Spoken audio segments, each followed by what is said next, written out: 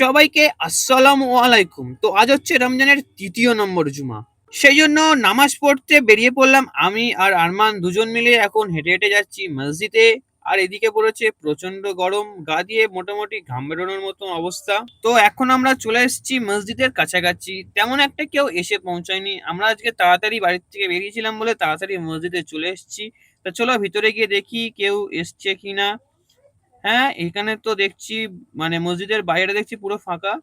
কয়েকজনের চটি আছে আর ভিতরে গিয়ে দেখছি হ্যাঁ মোটামুটি অনেকে এসছে।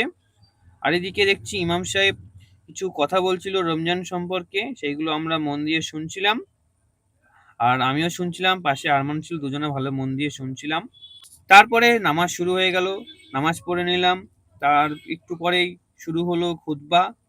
ইমাম সাহেব খুতবা পড়ছে আর সেটা আমরা মন দিয়ে শুনছিলাম। আর এখন নামাজ শেষ হয়ে গেছে, দেখো মসজিদ পুরো ফাঁকা।